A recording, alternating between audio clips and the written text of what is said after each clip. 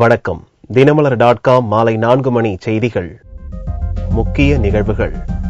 எக்காரணம் கொண்டும் பிரதமர் வேட்பாளர் மாற்றம் என்ற பேச்சுக்கே இடமில்லை. தேர்தலுக்கு பிறகு வரும் நிர்பந்தங்களுக்கு இடமில்லை என்று பாரதிய ஜனதா திட்டவட்டம். காங்கிரஸ் தலைவர் சோனியாவின் பிரச்சாரம் திடீர் ரத்து. உடல்நலக் குறைவு காரணம் என்று காங்கிரஸ் தகவல். ராகுலின் பிரச்சாரத்தில் மாற்றம். ஓட்டு இயந்திரங்கள் தயார்படுத்தும் பணி தீவிரம். பாதுகாப்பு பணிகளுக்காக துணை ராணுவத்தினர் வருகை. விரிவான செய்திகள். மத்தியில் பாரதிய ஜனதா கூட்டணி ஆட்சி அமைக்கும் நிலை ஏற்படும் போது பிரதமராக நரேந்திர மோடி மட்டுமே தேர்வு செய்யப்படுவார் என்று ராஜ்நாத் சிங் திட்டவட்டமாக தெரிவித்துள்ளார். பாரதிய ஜனதா கூட்டணிக்கு போதிய பெரும்பான்மை கிடைக்காத நிலையில் ஆதரவு அளிக்க முன்வரும் கட்சிகள் நிபந்தனை விதித்தால் மோடிக்கு மாற்றாக வேறு யாராவது பிரதமராக தேர்வு செய்ய வாய்ப்பு உள்ளதாக என்ற கேள்வி பல்வேறு தரப்பிலும் எழுப்பப்பட்டு வருகிறது. இதற்கு பாரதிய ஜனதா தெளிவான பதிலை அளித்துள்ளது.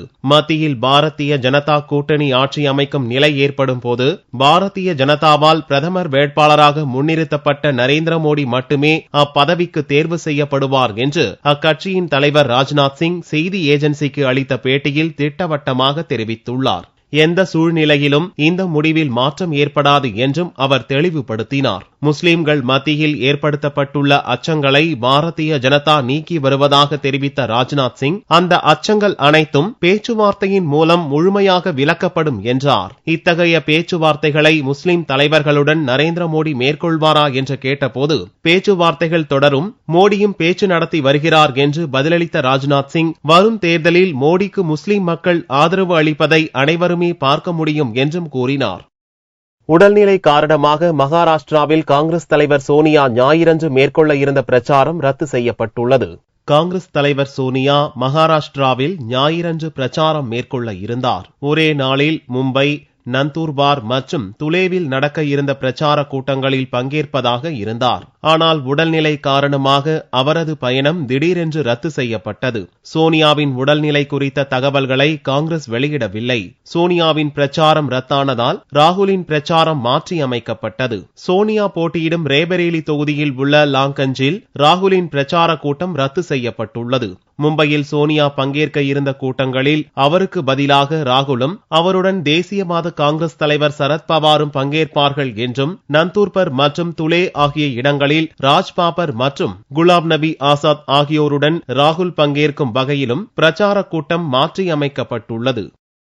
ஓட்டுப்பதிவு இயந்திரங்கள் தயார்படுத்தும் பணி தீவிரமடைந்துள்ள நிலையில் தேர்தல் பாதுகாப்பிற்காக துணை ராணுவ படையினர் வந்து சேர்ந்துள்ளனர். தமிழக தேர்தல் பாதுகாப்பு பணியில் 32 கம்பெனிகளைச் சேர்ந்த 3200 துணை ராணுவ படை வீரர்கள் ஈடுபடுவார்கள் என்று தேர்தல் ஆணையம் அறிவித்திருந்தது. அதன்படி 2 கட்டங்களாக ஏற்கனவே துணை ராணுவ படையினர் சிறப்பு ரயில்கள் மூலம் சென்னைக்கு வந்து பல்வேறு மாவட்டங்களுக்கு அனுப்பி வைக்கப்பட்டனர். பதற்றமான ஓட்டுப்பதிவு மையங்களில் பணியாற்றுவதற்கான துணை ராணுவ படையினர் 3வது கட்டமாக ஞாயிறன்று வந்து சேர்ந்தனர். இவர்கள் மதுரை, சென்னை, திருச்சி, கோவைக்கு வந்து சேர்ந்தனர். அங்கிருந்து தேர்தல் பணி ஒதுக்கப்பட்ட மாவட்டங்களுக்கு சென்றனர். இந்நிலையில் ஓட்டுப்பதிவு இயந்திரங்கள் அந்தந்த மண்டல அலுவலகங்களில் வைக்கப்பட்டு அதில் வேட்பாளர் பெயர் மற்றும் சின்னங்கள் ஓட்டும் பணி தீவிரமடைந்துள்ளது.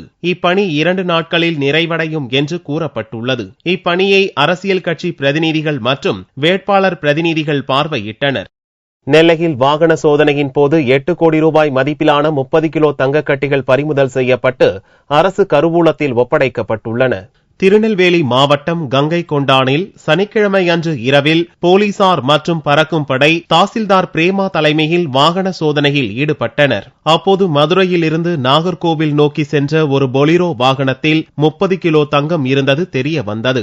அதற்குரிய ஆவணங்களை வாகனத்தில் இருந்தவர்கள் காட்டாததால் அவற்றை நெல்லை தாலுகா அலுவலகத்தில் ஒப்படைத்தனர். வருமான வரித்துறை அதிகாரிகள் ஆய்வு செய்தனர். மதுரையில் இருந்து நாகர்கோவிலில் உள்ள நகைக்கடைக்கு தங்கக்கட்டிகள் கொண்டு செல்வதாகவும் வாகனத்தில் சென்ற பாதுகாப்பு அலுவலர் வேல்முருகன், பிளவேந்திரன் ஆகியோர் தெரிவித்தனர். இருப்பினும் இதற்கான முறையான ஆவணங்களை குறிப்பிட்ட நேரத்தில் ஒப்படைக்காததால் 30 கிலோ தங்கமும் அரசின் கருவூலத்தில் ஒப்படைக்கப்பட்டது.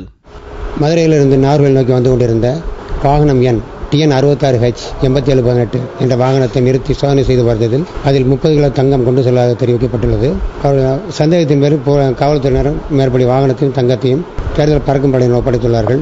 முழுமையான ஆவணங்களுக்கு ஆஜர்படுத்துவதற்காக நல்லொரு 12 மணி கால அவகாசம் அளிக்கப்பட்டும் அவர்கள் ஆஜர்படுத்த தவறியதால் உடனடியாக வாகனம் மற்றும் பொருள் கைப்பற்றப்பட்டு கருவூலகத்தில் வைப்பீடு செய்ய நடவடிக்கை எடுக்கப்பட்டுள்ளது. தேர்தலுக்கு 4 நாட்களே உள்ள நிலையில் வாகன தணிக்கை மட்டுமின்றி பண விநியோகம் குறித்தும் தீவிர சோதனையும் நடந்து வருகிறது.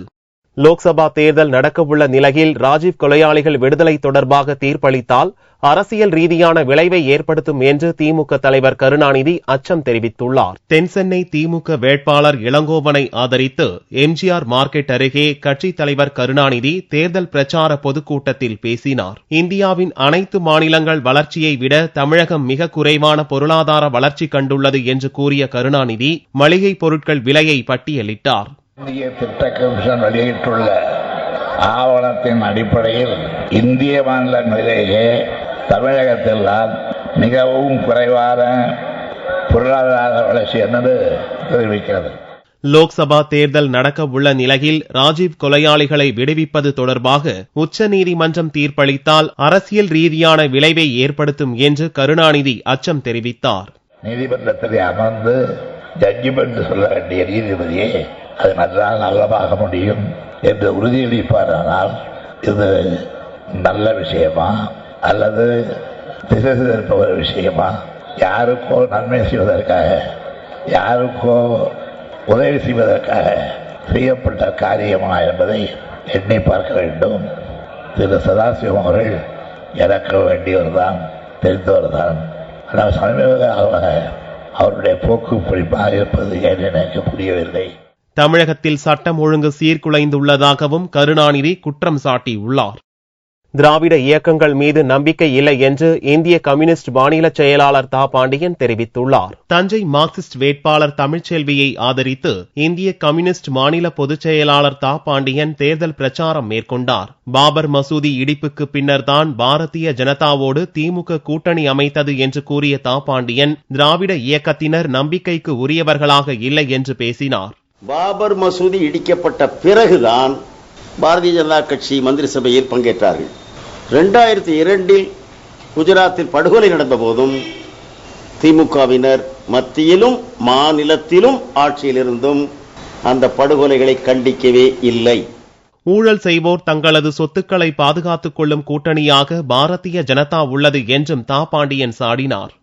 நரேந்திர மோடி பிரதமரானால் தமிழகத்தில் மின்வெட்டு பிரச்சினைக்கு தீர்வு காணப்படும் என்று கிருஷ்ணகிரி பாமக வேட்பாளர் மணி உறுதியளித்துள்ளார். கிருஷ்ணகிரி பாமக வேட்பாளர் ஜி.கே. மணி ஊத்தங்கரை சுற்றுவட்டார பகுதிகளில் தீவிர தேர்தல் பிரச்சாரம் மேற்கொண்டார். சிங்காரப்பேட்டை, ரெட்டிப்பட்டி, கொண்டம்பட்டி உள்ளிட்ட பகுதிகளில் திறந்தவெளி வேனில் நின்று ஓட்டு சேகரித்தார். அவர் பேசுகையில் தமிழகத்தில் நிலவும் மின்வெட்டு பிரச்சினைக்கு நரேந்திர மோடி பிரதமரானால் நிரந்தர தீர்வு காணப்படும் என்றார். மக்கள் மகிழ்ச்சியா வாழணும்னா கரண்ட் மத்திய அரசாங்கத்திலிருந்து மத்திய தொகுப்புல இருந்து கொடுங்க கேட்போம். தமிழ்நாட்டு கரண்ட் இல்ல, அங்கிருந்து இங்க கொடுங்க, பக்கத்து மாநிலத்திலிருந்து வாங்கி கொடுங்க. அவர் பிரதமர் ஆயிட்ட என்ன சொல்லுவாரு?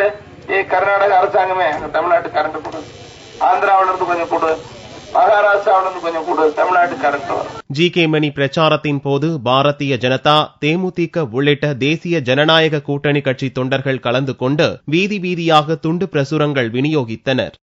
பிரதமர் யார் என்று தெரியாமல் சுவரின்றி சித்திரம் வரைய அதிமுகவும் திமுகவும் பொதுமக்களை ஏமாற்ற பார்க்கின்றனர் என்று ஜி.கே. வாசன் குற்றம் சாட்டியுள்ளார். காங்கிரஸ் முன்னாள் தலைவர் ஜி.கே. வாசன் விழுப்புரம் காங்கிரஸ் வேட்பாளர் ராணியை ஆதரித்து தேர்தல் பிரச்சாரம் மேற்கொண்டார். கடந்த 47 ஆண்டுகளாக தமிழக மக்களை ஏமாற்றி வந்த அதிமுகவும் திமுகவும் தற்போது பிரதமர் யார் என்று தெரியாமல் சுவரின்றி சித்திரம் வரைய முயற்சிப்பதாகவும் மீண்டும் மக்களை ஏமாற்ற முயற்சிப்பதாகவும் வாசன் குற்றம் சாட்டினார். நண்பர்களையும் திமுக நண்பர்களையும் நான் பார்த்து கேட்கின்றேன், உங்களுடைய பிரதமர் வேட்பாளருடைய பெயர் என்ன? உங்களுக்கு சொல்ல தெரியாது. ஏனென்றால் பிரதமர் வேட்பாளர் யார் என்று தெரியாமலேயே தமிழக மக்களை ஏமாற்ற நினைக்கின்றீர்கள்.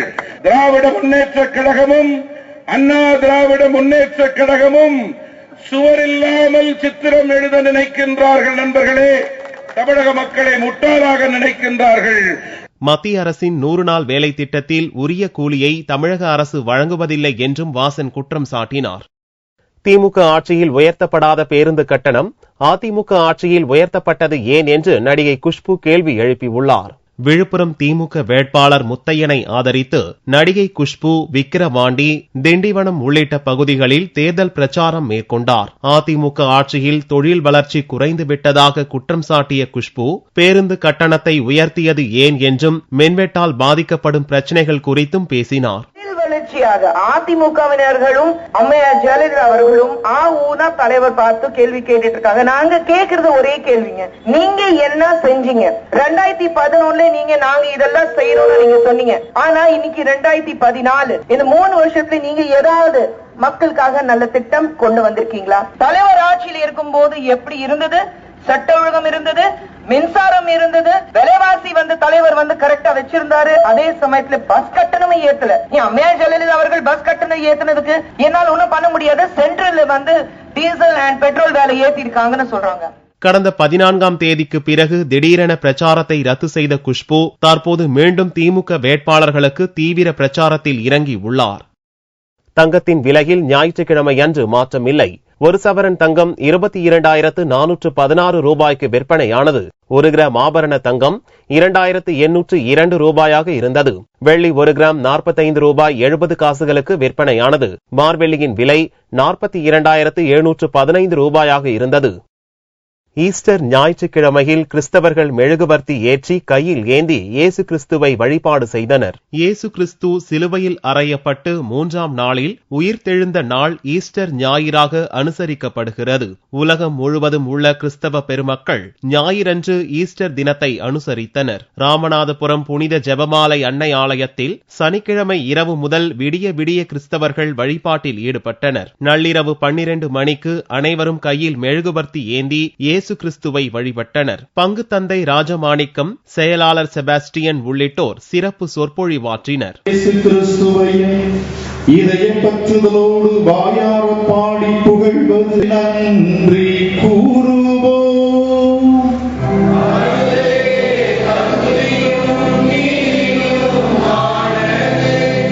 புதுச்சேரி யூனியன் பிரதேசம் காரைக்கால் தூய தேர்ச்சரவு அன்னை ஆலயத்தில் நடந்த திருப்பலியில் ஏராளமான கிறிஸ்தவர்கள் கலந்து கொண்டனர். பங்கு தந்தை லூர்த் அந்தோனி, உதவி பங்கு குரு விக்டர் இமானுவேல் ஆகியோர் சிறப்பு திருப்பலி நடத்தினர். மீண்டும் செய்திகள் இந்திய நேரப்படி இரவு 8 மணிக்கு. வணக்கம்.